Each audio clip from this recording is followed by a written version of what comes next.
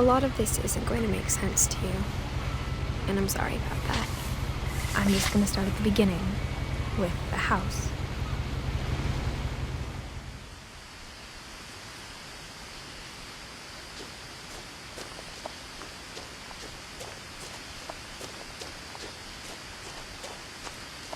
I lived here until I was 11, but I wasn't allowed inside half the rooms.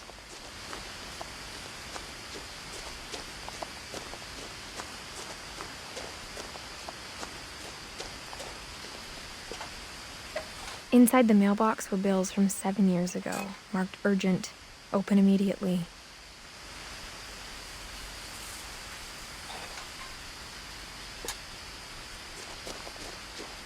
I hadn't been back since my brother Lewis's funeral.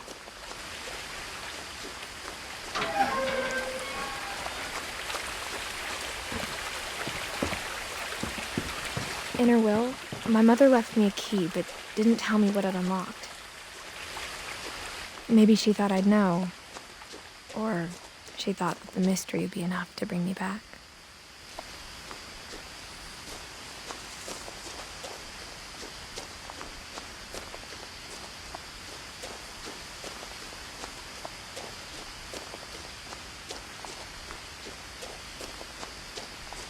No one had driven this way in a long time, but I saw a few hoof prints.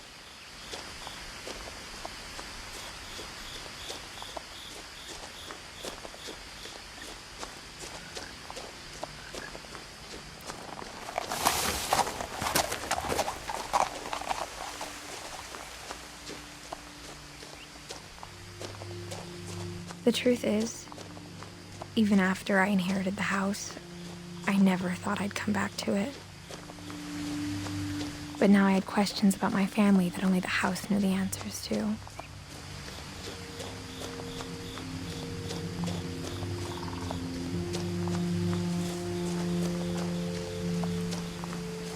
The house was exactly like I remembered it, the way I'd been dreaming about it. As a child, the house made me uncomfortable in a way I couldn't put into words. Now, as a 17-year-old, I knew exactly what those words were. I was afraid of the house.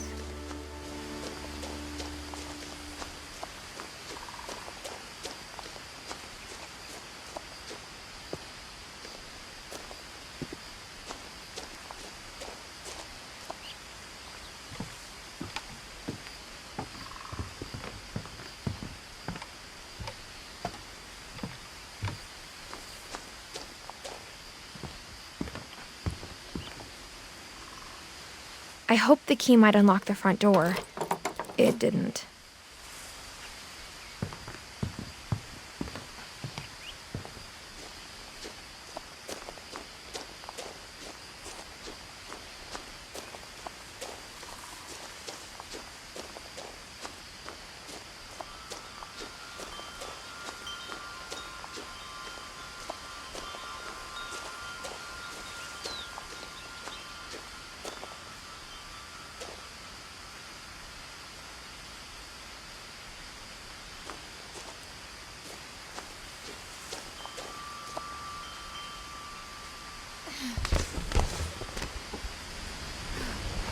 Crawling through the doggy door used to be a lot easier when I was 11.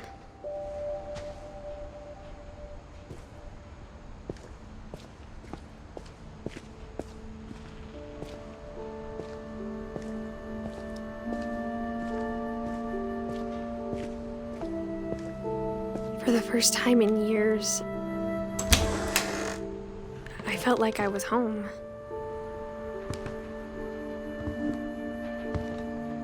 But instead of a family, there were just memories of one.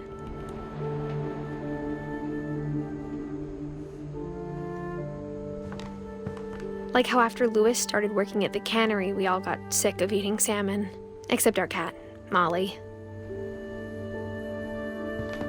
Or how only one restaurant would deliver to our house, so we had Chinese a lot.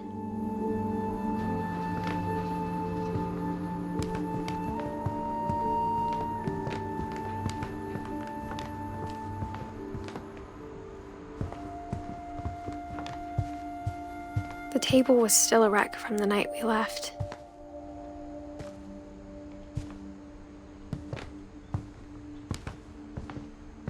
It was like a bomb had gone off, killing everyone but sparing the furniture. My mom was the only one of us who could imagine Great-Grandma Edie living in a nursing home.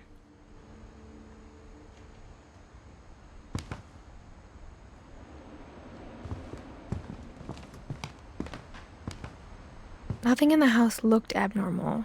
There was just too much of it, like a smile with too many teeth. Even the fireplace had a story. Edie told me the bricks came from the original house, after it sank.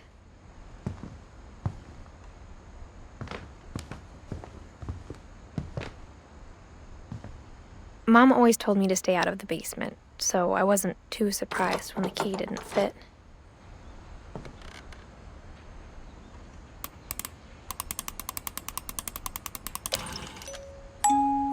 Great-Grandpa Sven built a music box for Barbara, along with the rest of the house.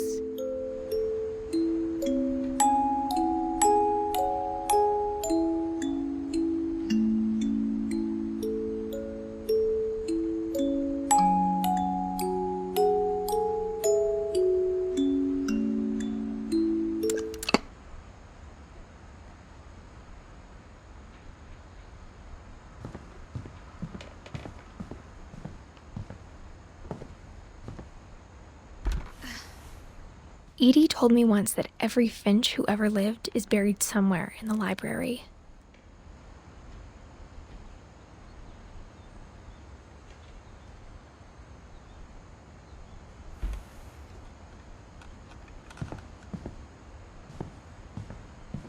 My mom wasn't much of an optimist, but she never stopped believing that my brother Milton was alive. A lot of things got left behind in the whirlwind of that last night.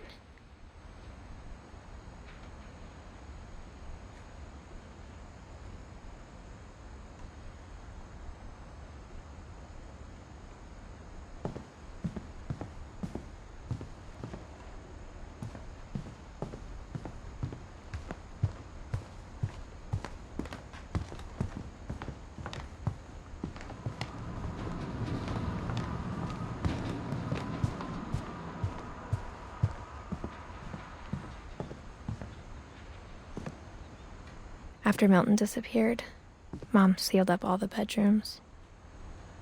Then Edie retaliated and drilled peepholes.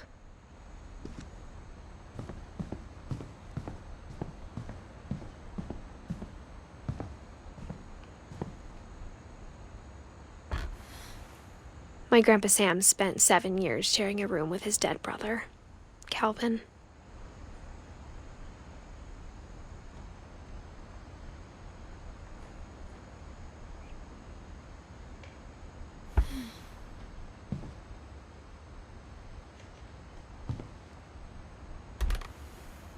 As a kid, I just assumed every house had peepholes and sealed rooms you weren't allowed inside of.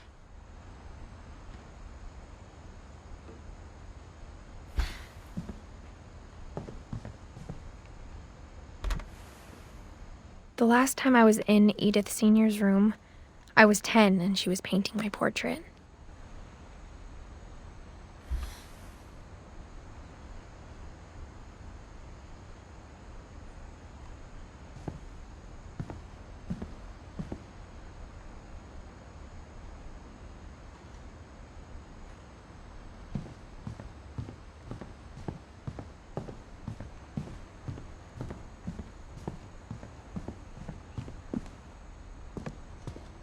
Mom must have locked the third floor stairs on the night we left.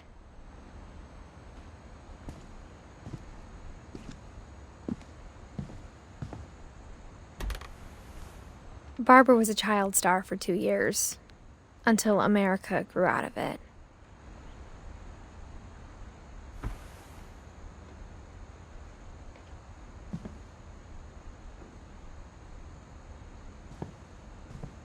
Whenever people ask me about my family, the first thing they always want to know about is Barbara.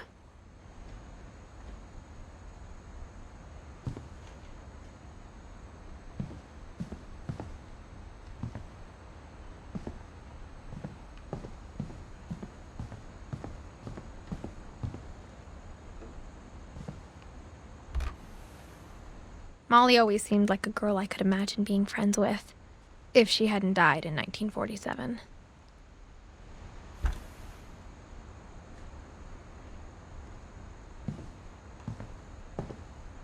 I spent a lot of time playing in Great Uncle Walter's room. I think my mom sometimes regretted not sealing it up.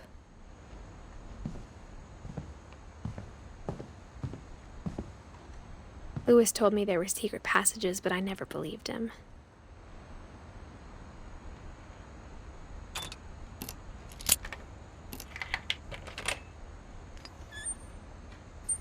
Turns out, my mom was really good at keeping secrets. Now it was time to find out what my mom had been afraid of.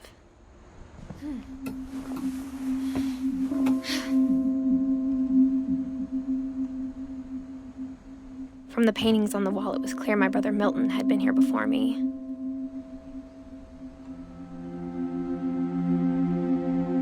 Reading this, maybe it sounds like I had a plan, but I had no idea what was behind that door.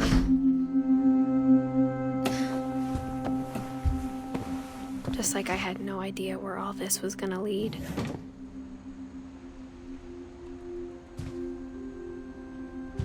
I grew up looking at Molly's room through the peephole. Molly's gerbil had a tiny bedroom with its own even tinier gerbil cage.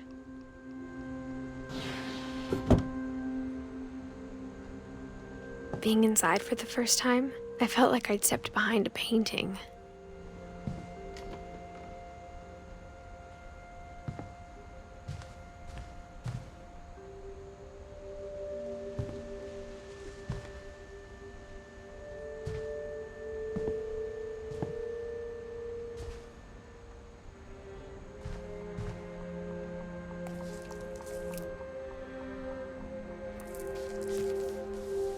December 13th, 1947. Dear Diary, I'll be gone soon, but I wanted to tell somebody about what's gonna happen. It started when Mom sent me to bed without dinner. I woke up and I was starving, so I looked around for something to eat. My Halloween candy was all gone.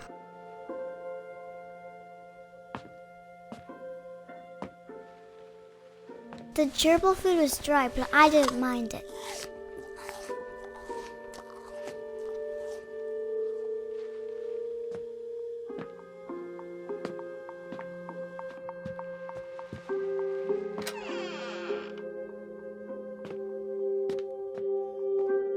I kept eating and eating.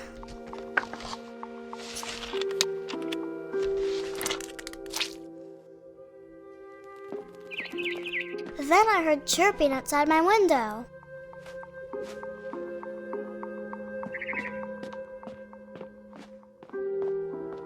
I ate a lot of things that night.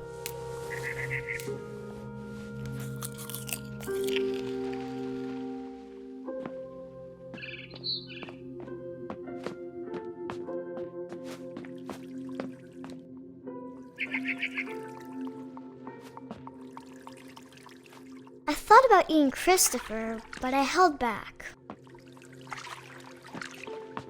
It was a barn swallow going back to her nest. I reached out for her.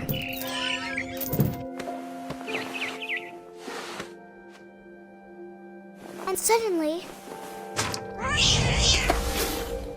I was a cat. I tried to be quiet, but the bird was really scared.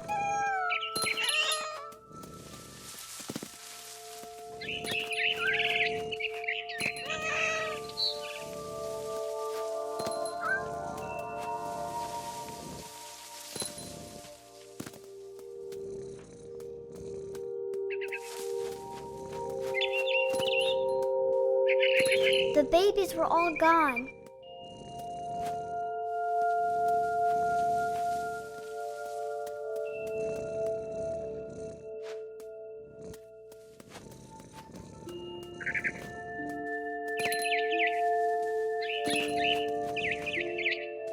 I jumped and I almost got her.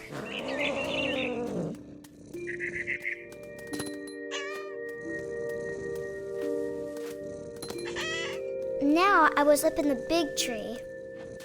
I promised Dad I wouldn't climb it anymore. All I cared about was eating that mama bird. I gobbled her up. And suddenly, I was an owl. First, all I heard was the wind. Then I heard little teeth nibbling in the grass.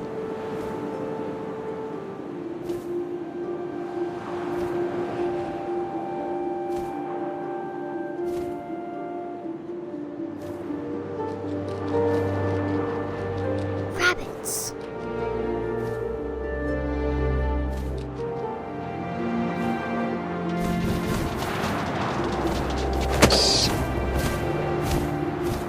I imagined his face looking up and seeing mine through my talons. I swallowed him up, and I didn't chew one bit. Then I flew off to find something bigger.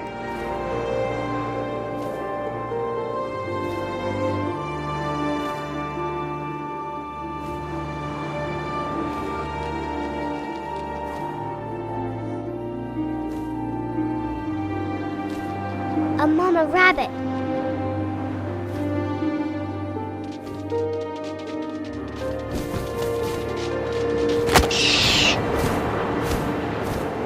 She was almost too big to carry. I started choking, but I couldn't stop eating. And suddenly, I was a shark.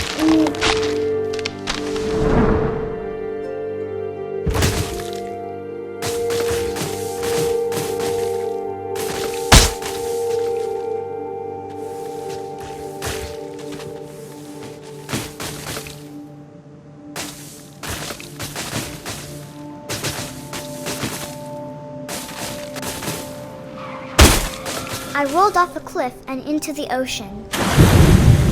Now, I was hungrier than ever.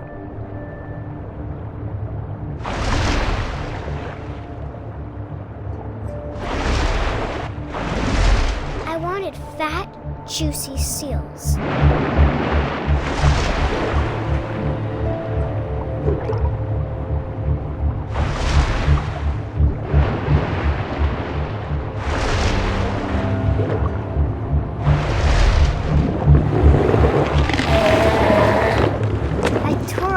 Flipper, and it tasted really good.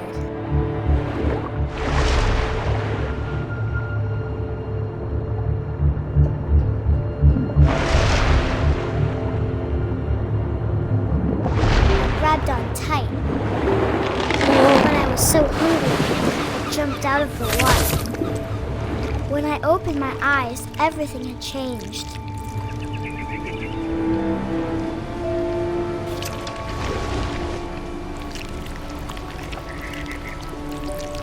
Now I was a monster, and I smelled people everywhere.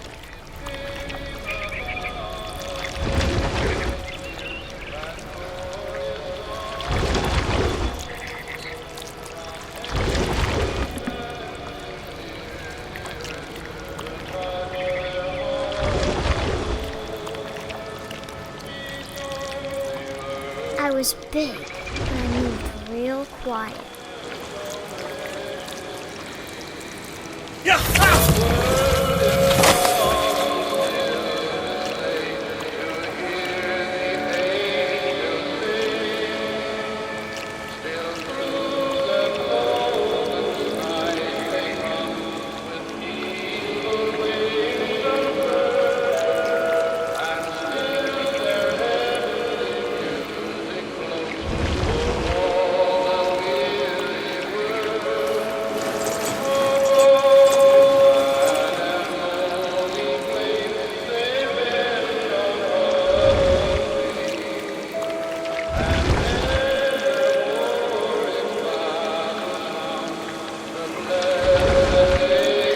To stop, but also I didn't.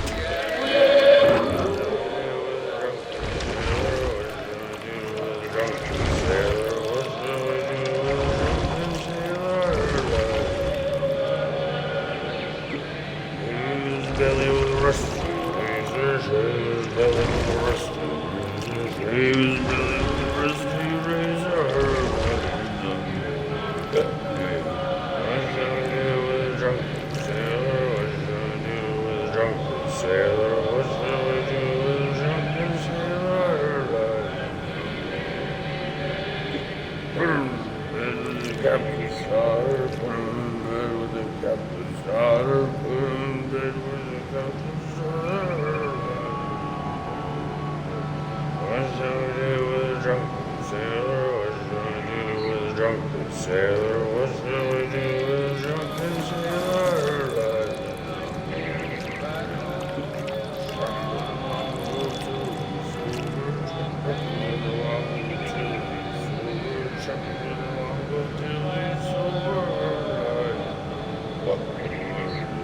What shall we do with a drunken sailor? What shall we do with a drunken sailor? What shall we do with a drunken sailor lad? Put him on the scuppers with a hose by bottom. Put him on the scuppers with a hose by bottom. Put him on the scuppers with a hose by bottom. What shall we do with a drunken sailor? What shall we do with a drunken sailor? What shall we do with a drunken sailor lad? Heave-ho, she rises, heave-ho, she rises, heave-ho, she rises, like a number.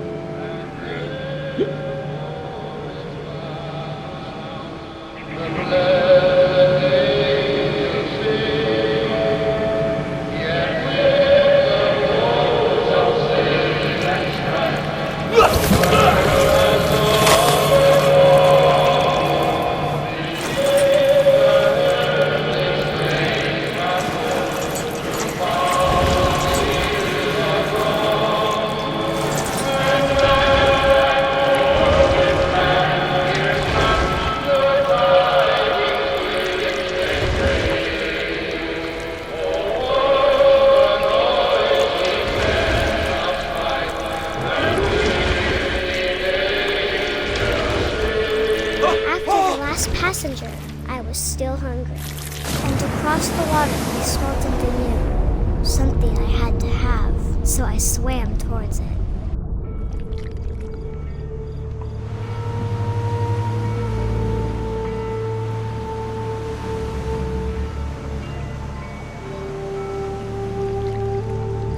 I slithered onto the sand, and the good smell went into an old pipe.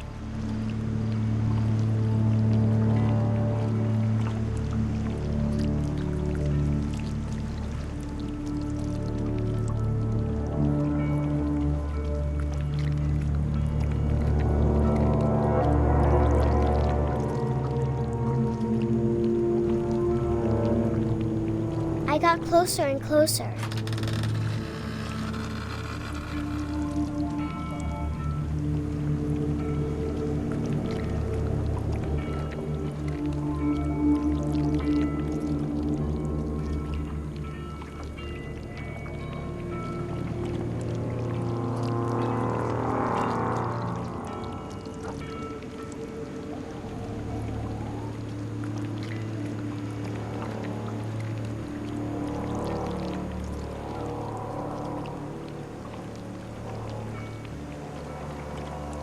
All my stomach started growling.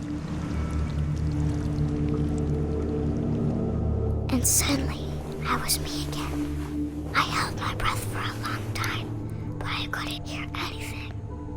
I think it's waiting for me to fall asleep. But it's not going to wait much longer. It needs to feed, and we both know I will be delicious.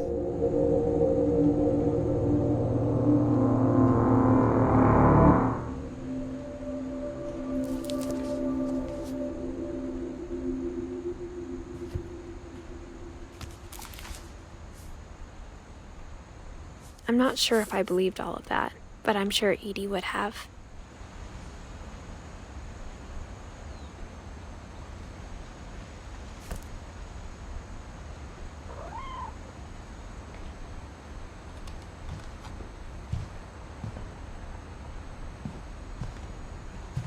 I can't describe it, but I felt like some part of Molly was still here.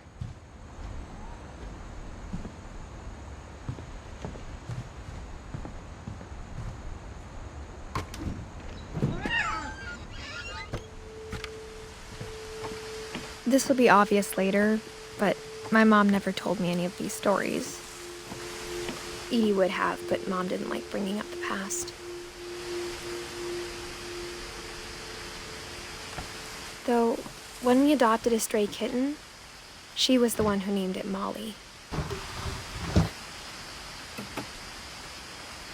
I spent a lot of time in Great-Grandma Edie's room.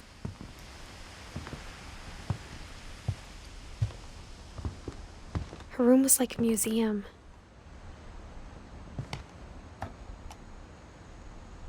For 500 years, the Finches have been famous throughout Norway for their fortune and misfortune. Odin Finch buries the latest victims of the family curse, his wife Ingeborg and their newborn son, Johan. On January 7th, 1937, he set sail with his family and his house, hoping to leave the curse behind. But 40-foot waves off the coast of Washington send the house and Odin to the bottom of the sea. Odin's daughter Edie, with husband Sven and baby Molly, step ashore on their new home, Orcas Island. Odin Finch is the first to be buried in the new family cemetery.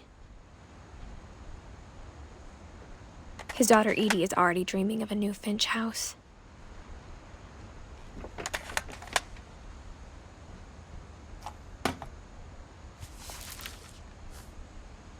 Whatever's wrong with this family, it goes back a long ways.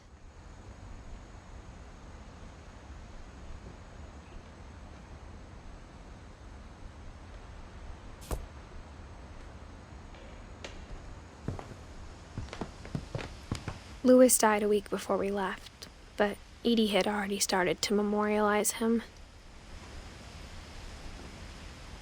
Edie knit me a new pair of gloves every year, just in time to replace the old ones.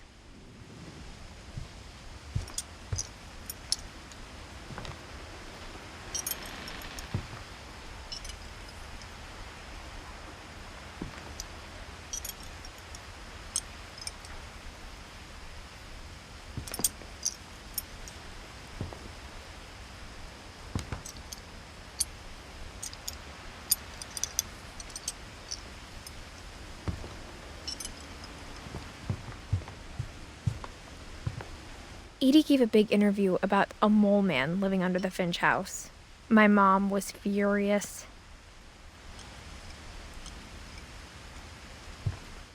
I hadn't thought of myself as Edith Jr. for a long, long time.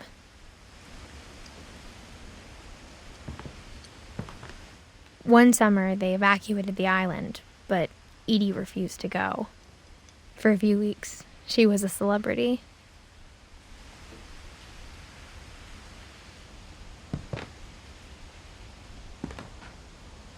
When Edie told people Sven was killed by a dragon, she could also have said he was building a dragon-shaped slide that collapsed. She could have, but she didn't.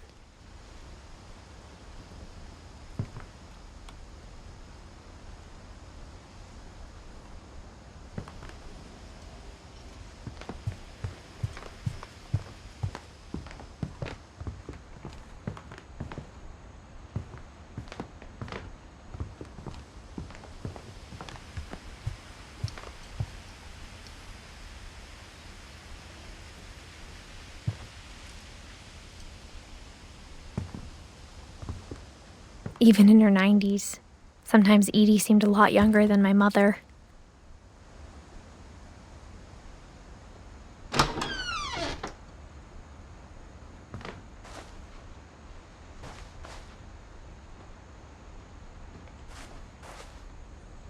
The only trace Grandpa Sam's first wife Kay left on the house was the pink bathroom. It was a pretty big trace.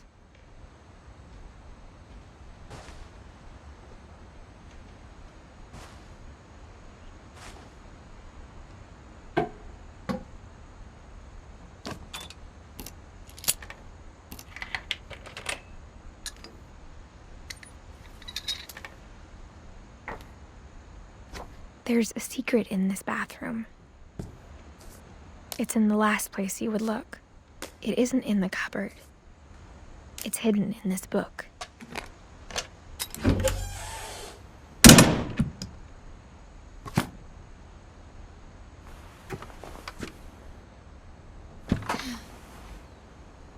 Ben gave Sam an old camera he'd refurbished. He never put it down.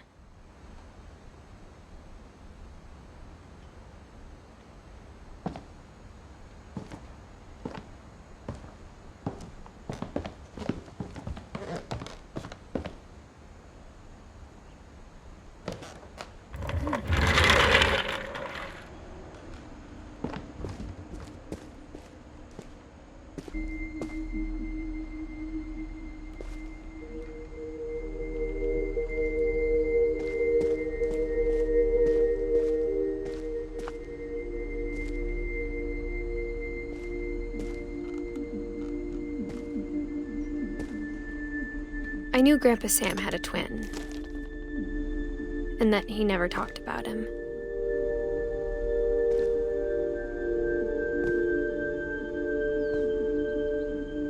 I guess my grandpa didn't like history any more than my mom did.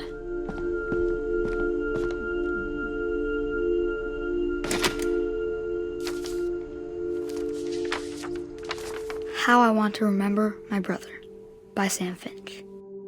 The thing I remember is that when he made up his mind, that was it.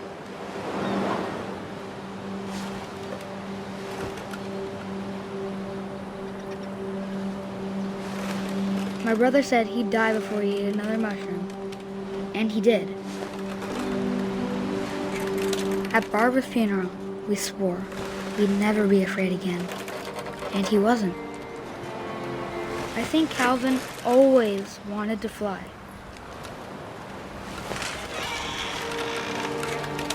Sam! Calvin! Dinner's ready! Coming! But that day, he finally made up his mind to do it. I told him going around was impossible. Maybe if I hadn't said that, Calvin! I'm not gonna tell you again! maybe if the wind hadn't picked up, then maybe he'd still be here. But I doubt it. I think he'd already made up his mind. That's what I want to remember about my brother.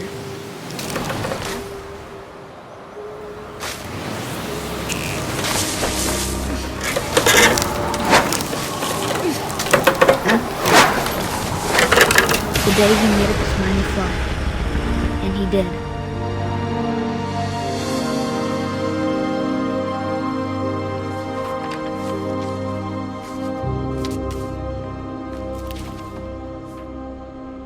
Calvin's story felt strangely familiar. When I was younger, I remember trying to do the exact same thing.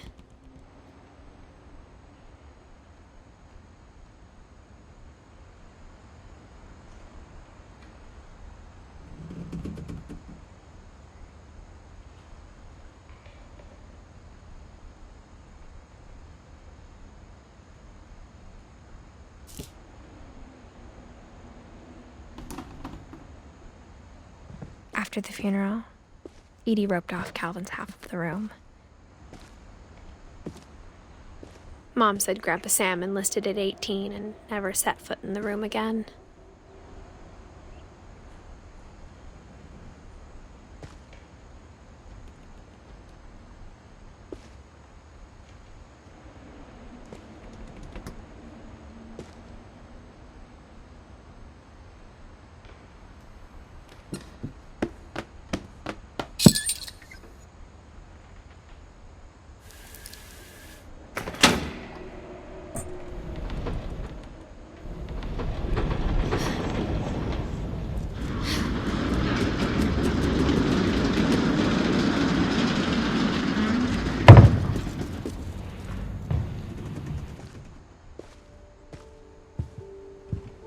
The passages were a pretty tight fit. They'd obviously been built for smaller hands and bellies.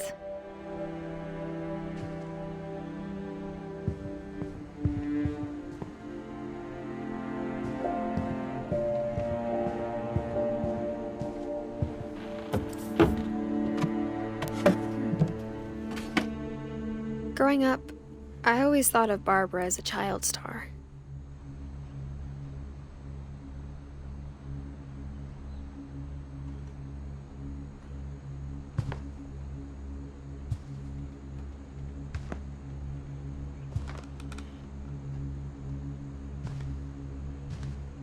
I never thought about how hard it must have been for her afterwards.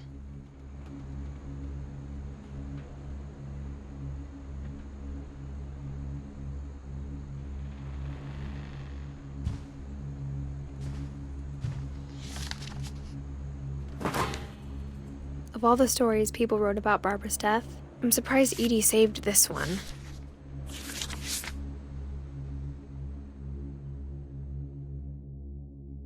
Old Jack here with another ghastly tale inspired by America's most unfortunate family. I'm calling it The Surprise Ending of Barbara Finch. As a child star, Barbara was famous for her scream. Now at 16, she was all washed up.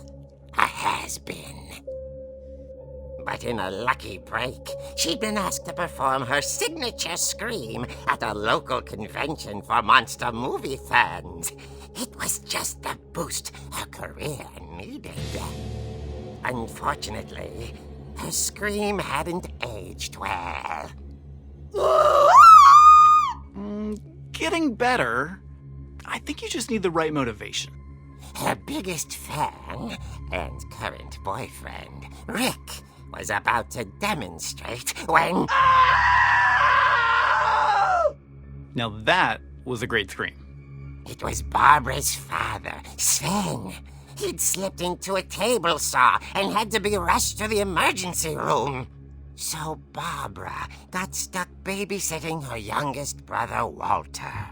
Her convention comeback was canceled. Okay, I'm hearing frustration, but I'm not hearing terror. What if I tried... A gang of hoodlums in Halloween masks have been terrorizing Orcas Island tonight. Police are urging residents to... That came from the basement. You're right! Also, I loved your delivery on that. Why is your basement door locked? Because my dad likes making puzzles and secret passages.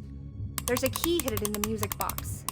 The secret is to keep winding and winding until finally the key pops out. Thanks, babe. I'll be back in a sec. 20 minutes later, Rick hadn't returned. So Barbara went to look for him, right on cue. She reached for the music box.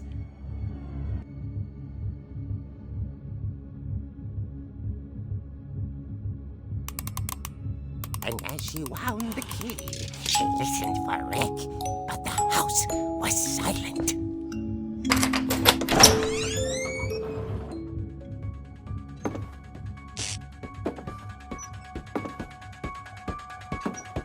She found Rick's crutch and imagined the worst.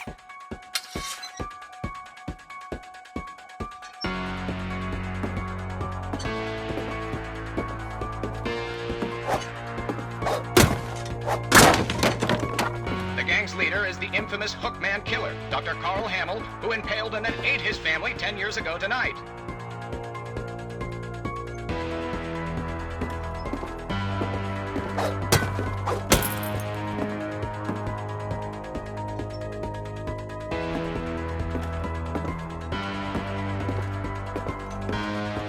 The old fridge rattled and grew still.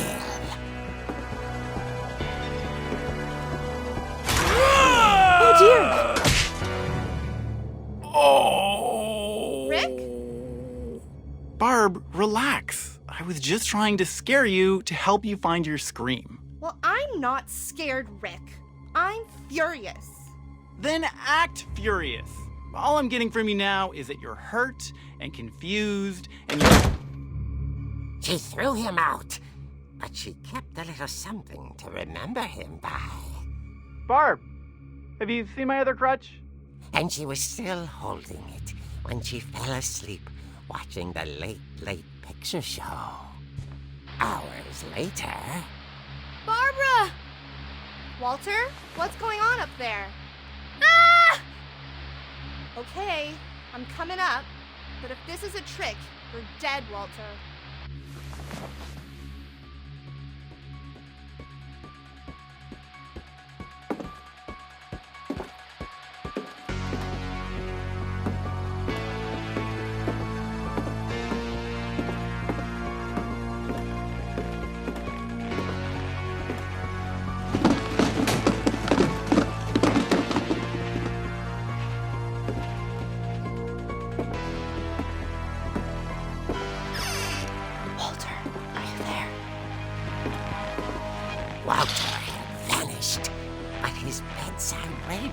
still on. Orcas Island police describe the man as 6 feet tall, with a steel hook for a hand. Residents are urged to lock all doors and windows and notify the police of any suspicious activity. Barbara turned, saw the hook man, and was speechless. He was quite smashing.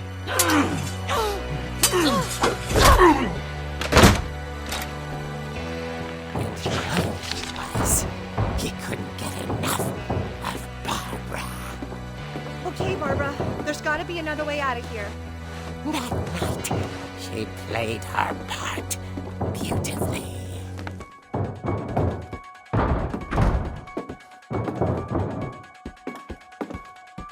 Molly's door hadn't been opened in years.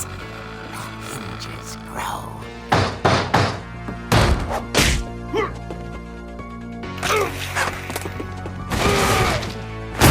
He wasn't moving, but she sensed the story might not be over yet.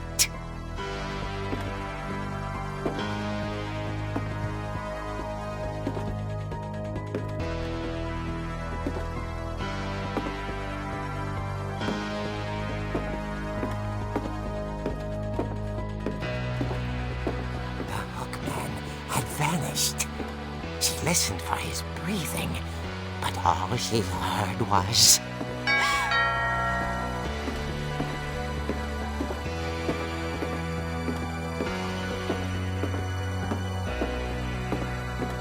At the door, she heard whispering.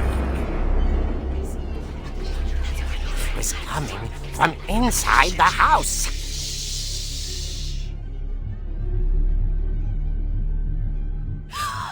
Oh dear. The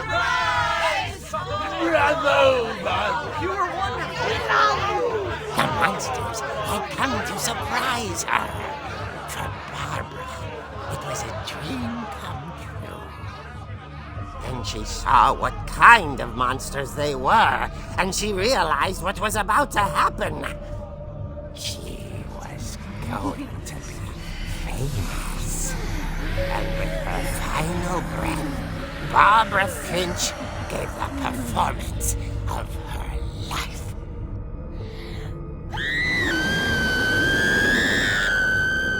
I wasn't there myself, but I hear Barbara was magnificent. Poor girl. She had a taste for stardom. But unfortunately, so did her fans. Of course, the police blamed it all on poor Rick, who disappeared the same night. And little Walter, hiding under his bed the whole time. He took it all pretty hard, but that's another story. As for Barbara, tucked inside the music box is all they ever found of her. Her ear. Now that's what I call a real eerie tale.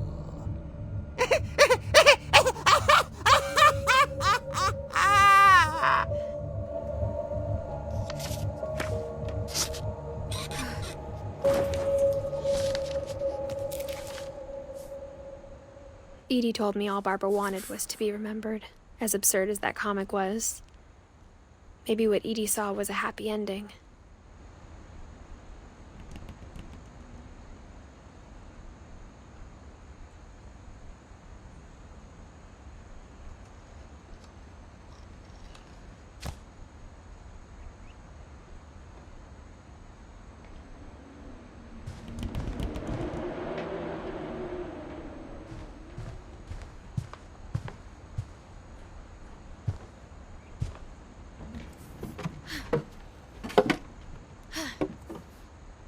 I guess now I know why Mom didn't like me playing with the music box.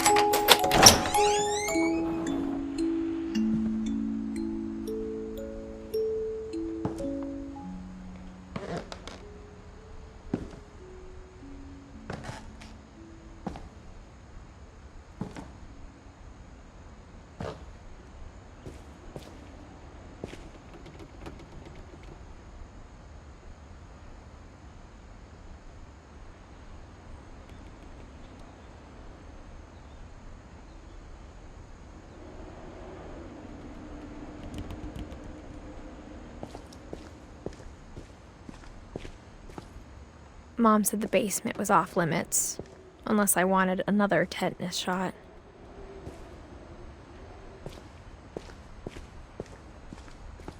I saw Edie sneak down to the basement once, carrying packages.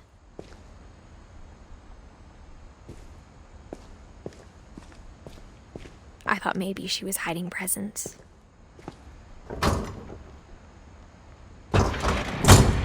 It turned out she was hiding a lot more than that.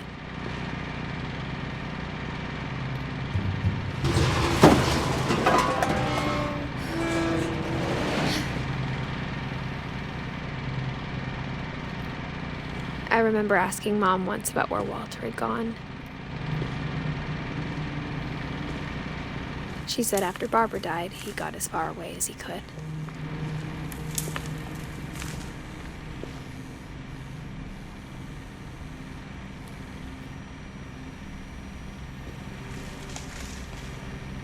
If there's a pattern in all these stories,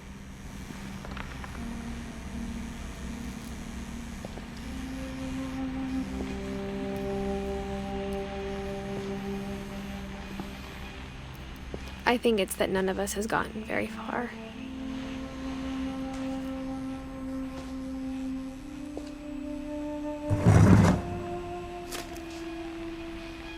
Goodbye, everyone.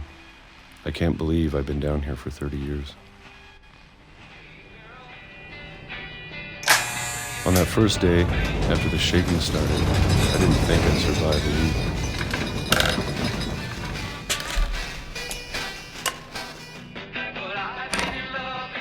But after a few days, I settled into a routine. That's what kept me sane.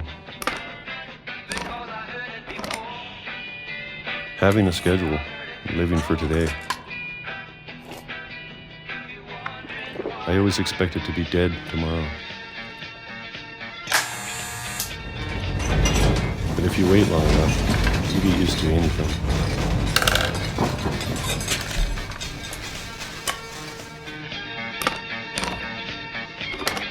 Even a monster on the other side of the door starts to feel normal. Almost friendly.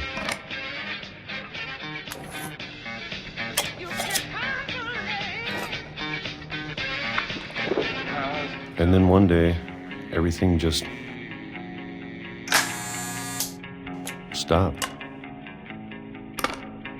Whatever that thing was, it was gone.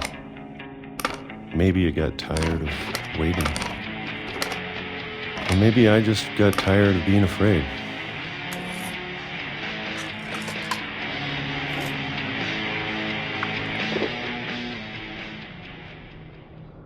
It's been a week now, the longest in 30 years. I'm done waiting. I have to leave while I still can.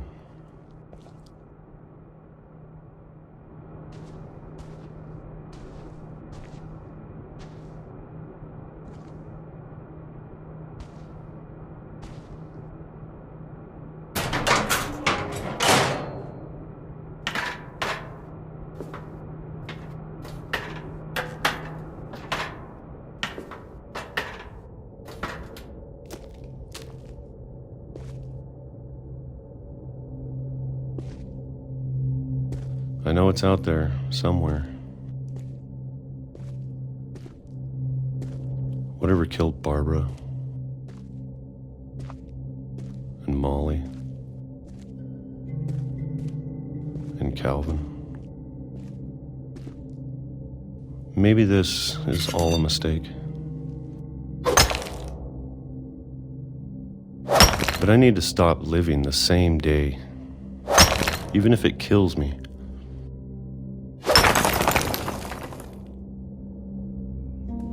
Whatever's out there, I want you to know I'm ready for it. I'm going to appreciate all of it, especially the food. I don't mind if I only have a year left,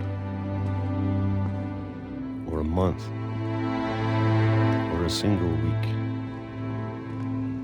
I'd be happy with one new day. I can already imagine the sun on my face.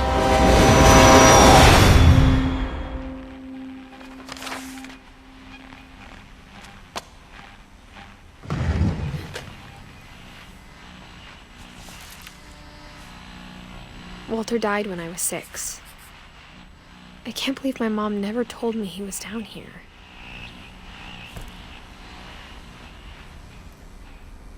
I'm sure my mom was trying to protect me.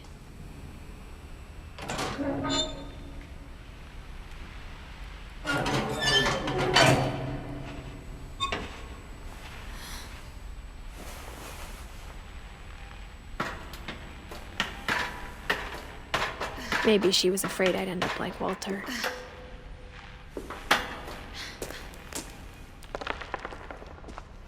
But if she never told me about an uncle under the house,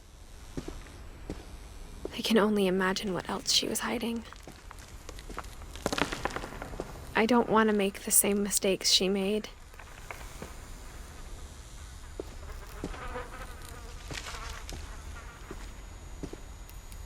Trying to bury something that's still alive.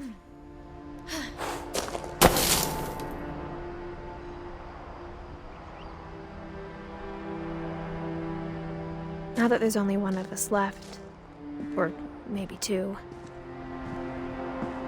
I thought it was time I heard the stories for myself and found out what happened to everyone else. But now I'm worried the stories themselves might be the problem. Maybe we believed so much in a family curse, we made it real.